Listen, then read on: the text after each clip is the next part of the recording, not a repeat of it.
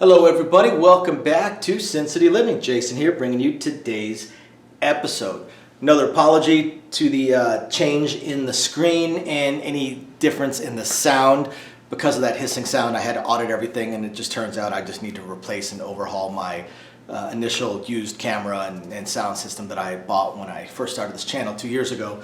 Luckily I have this backup camera, but the mic is internal, so it's going to be a little bit different sound until I can overhaul my entire setup.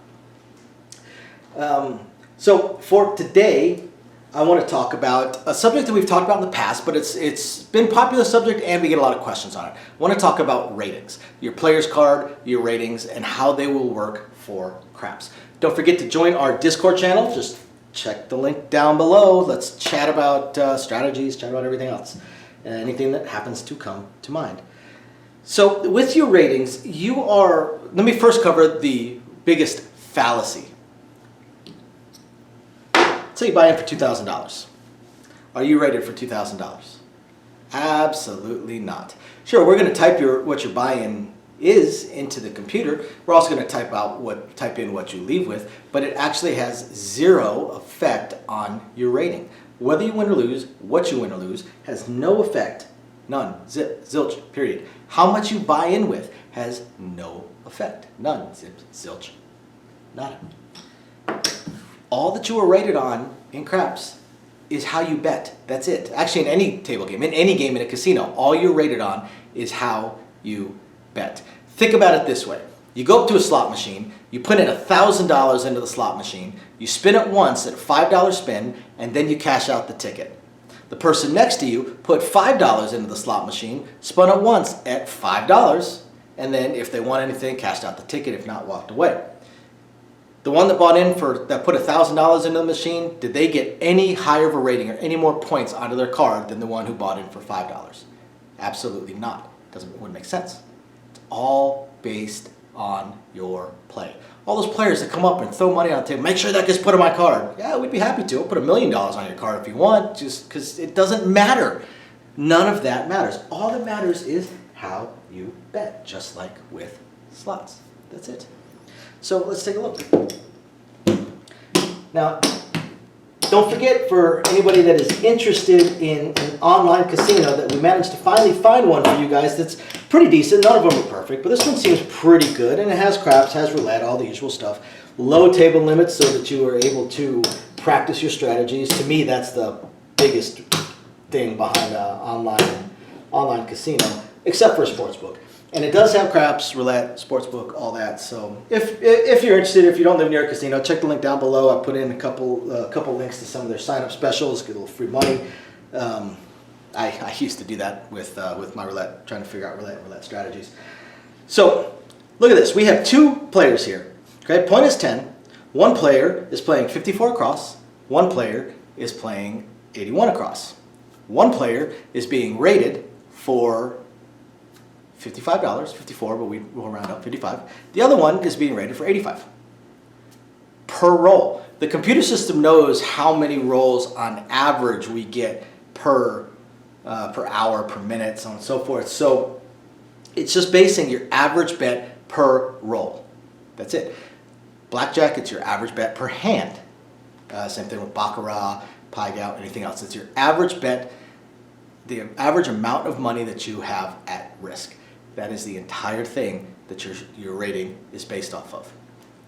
Let's say this player likes to do a $50 field bet. Guess what? They're getting rated for $105 in action, on average. What if they only do this every other roll? In that case, they're probably getting rated for an $80 average bet.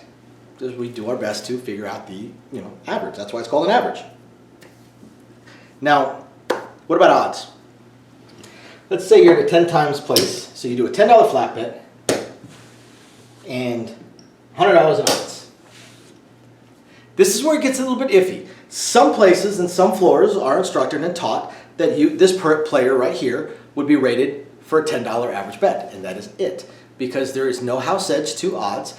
Over the course of a long period of time, that becomes an invisible bet. The player will neither win nor lose over time. So other places will say that you rate the odds, but you only rate half of the odds. So it really depends. I actually worked at a place that we had some regulars that would do just this. It was a 20 times play. So for a $10 flat bet, they would put 200. They would be able to play 200 in odds. But instead of doing odds, they would actually place the point on the line for $100 or $50. They didn't do the max, or table max, or even the max odds they could do. But they would do, say, $100. But they would place the point on the line. The reason for that is it's a place bet. So it has a house edge, so therefore it is rated. So they wanted to make sure they were being rated for $110 in action instead of $10 in action. It actually makes total sense. It was very, very clever of them to do it. Because the difference in winnings is not super huge. You know, in this particular case, it's $10. You look at it in other numbers, it's less, it could be more. Especially when you get to, say, the 4 and 10, where it becomes a buy. At that point, then the difference between potential winnings is pretty negligible. It's not that big a deal. So the last thing to point out is, what about competing bets? This one cracks me up. Let's say we have one of those players that does the do-we-don't system. Probably gonna put him in for $1 average bet.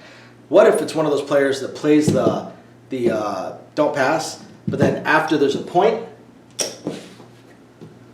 they go ahead and place the point? Well, it kind of depends.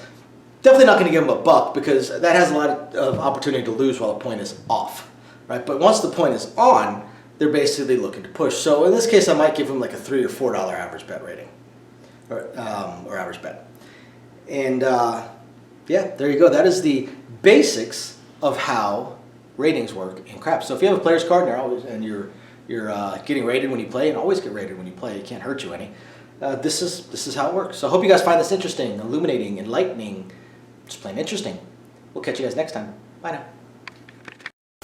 Thank you everybody for watching today's video, and as promised, a little bit more detail on things that we are working on. So again, we want to continue trying to expand the channel. We're really hoping to be able to add roulette as soon as possible, and then some video keno, video slots, stuff along those lines. Unfortunately, it ate up almost all of our cash, paying off all of our bills during the month of January while we were down. And now that the holidays have ended, YouTube's payouts have dropped significantly. So we're kind of treading water here as far as all that goes. Do have a lot of things we want to add, though. Not just those things, those additional games, and hopefully some carnival games and such like that. But the live streams. The biggest problem right now with the live streams is with 3 jobs combined between the 2 of us, 4 if I include the 20 to 30 hours a week I'm putting into the YouTube channel. It's very, very difficult for me to have a day and time that I can commit to doing the live stream every single week, because we also have our very young child to take care of. But I'm trying to figure that out. I'm thinking it's probably going to end up being on Monday nights or Tuesday afternoons, or possibly both. I intend to do at least one live stream exclusively for our patrons, and then another one on the YouTube channel. So possibly both days. We also have a few other things that we really want to attempt to move forward on. I'm just running into either time or skill set issues. I do want to eventually have a website going for us. I did used to program websites over a decade ago. A lot of things have changed, and I just don't have that time. And not a whole lot of knowledge on the current state of building websites, hosting what sites can host, and how to build up the e-commerce stuff. So if anybody has any skill sets along those lines and would like to answer some questions or just help us out, shoot us an email, sincitylivingLV@gmail.com. Also, I really hope to be able to start adding some exclusive stuff from Sin City Living, logoed shirts, hats. I'm looking to get custom dice made, even custom layouts made, although those would be pretty expensive. But I know zero about e-commerce and drop shipping and anything along those lines. So if you have any skill or knowledge in that area, please email me. I would love to ask you some questions and see if you can answer a few to help me figure out how to get that going.